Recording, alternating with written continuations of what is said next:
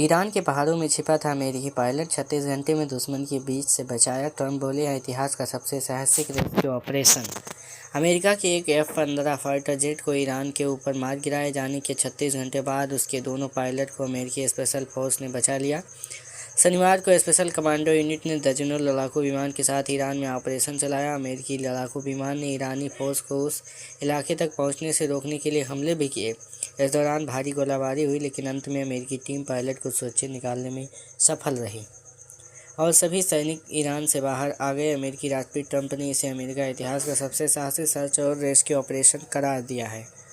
Parachute से उतरने के बाद घायल हुआ था अफसर। अमेरिका वेबसाइट एक्सियोस ने 3 अमेरिकी अधिकारियों के हवाले से बताया कि ईरान ने शुक्रवार को F-15 विमान गिरा दिया था। उसमें 2 लोग थे, एक मेन पायलट और एक एयरमैन यानी वेपन सिस्टम ऑफिसर जो हथियारों को ऑपरेट करता है। मेन पायलट कुछ ही घंटों के भीतर ही बचा लिया गया था, लेकिन एयरमैन पैराशूट से उतरने के बाद घायल हो गया। चोट लगने के बावजूद वह चलने की हालत में था। इसके बाद वह ईरान के पहाड़ी इलाकों में छिप गया और वहां 1 दिन से ज़्यादा समय तक पकड़ से बचता रहा।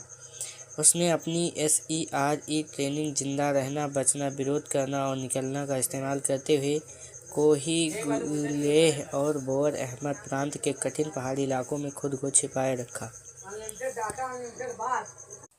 CIA ने अफवाह फैलाकर ईरान को भटकाया। अमेरिका और ईरान एयरमैन को ढूंढ रहे थे। ईरान की IRGC रेवोल्यूशनरी गार्ड भी उसे पकड़ने के लिए वहां पहुंच गई थी।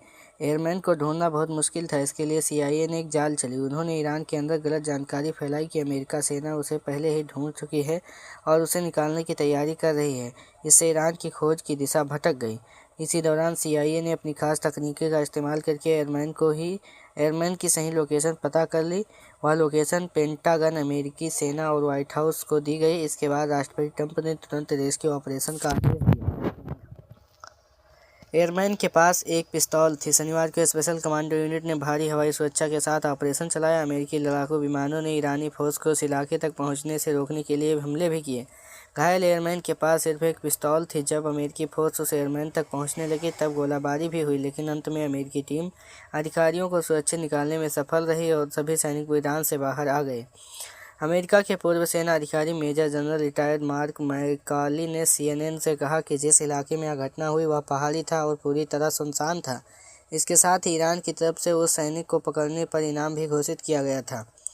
इन सभी हालात को देखते हुए यह मिशन बेहद खतरनाक था। मैकाली ने यह भी बताया कि उस सैनिक की लोकेशन एक इमरजेंसी बीकन सिग्नल देने वाला उपकरण के जरिए पता चली होगी। जब वह फाइटर जेट गिरता है तो वह बीकन लगातार कमांड सेंटर को लोकेशन भेजता रहता है। पहली बार दुश्मन ने गिराया अमेरिकी फाइटर जेट। रेस्क्यू मिशन की शुरुआत शुक्रवार को हुई जब F-15E स्ट्राइक ईगल विमान को ईरान की सेना ने मार गिराया। यह इस एक महीने से चल रही जंग में पहला मौका था जब किसी अमेरिकी फाइटर जेट को दुश्मन की फायरिंग से गिराया गया। द वॉल स्ट्रीट जर्नल की रिपोर्ट के मुताबिक एयरमैन को अपनी रेस्क्यू टीम तक पहुंचने के लिए बहुत जोखिम भरा कदम उठाना पड़ा। हालांकि इस बारे में ज़्यादा जानकारी नहीं दी गई है।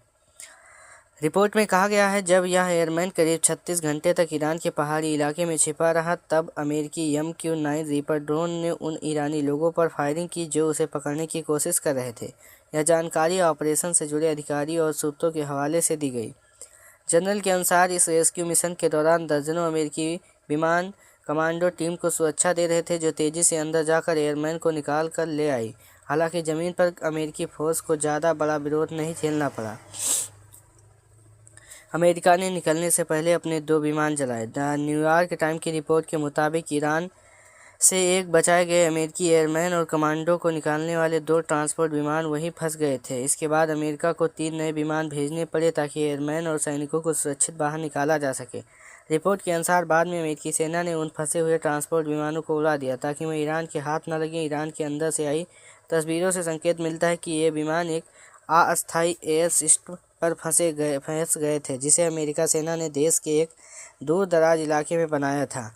न्यूयॉर्क टाइम के मुताबिक इस पूरे रेस्क्यू मिशन में सैकड़ों स्पेशल ऑपरेशंस सैनिक शामिल थे। रिपोर्ट में यह भी कहा गया है कि बचाए गए वेपन्स ऑफिसर को रेस्क्यू के बाद इलाज के लिए कुवैत ले जाया गया। ट्रंप बोले, पहली बार एक साथ 2 सफल रेस्क्यू ऑपरेशन। अमेरिकी राष्ट्रपति ट्रंप ने कहा कि इस सैनिक को बचाने के लिए अमेरिका सेना ने दर्जनों विमान भेजे, जिसमें दुनिया के सबसे खतरनाक हथियार लगे थे। उन्होंने बताया कि सैनिक घायल जरूर हुआ, लेकिन वह ठीक हो जाएगा। ट्रंप ने यह भी कहा कि ऑपरेशन एक और पायलट के सफल रेस्क्यू के बाद हुआ, जिसे 1 दिन पहले बचाया गया था। उस समय इसकी जानकारी इसलिए नहीं दी गई थी ताकि दूसरे ऑपरेशन पर खतरा न आए। ट्रंप के मुताबिक सैन्य इतिहास में पहली बार ऐसा हुआ कि दुश्मन के इलाके के अंदर 2 अमेरिकी पायलट को अलग अलग ऑपरेशन में सुरक्षित निकाला गया।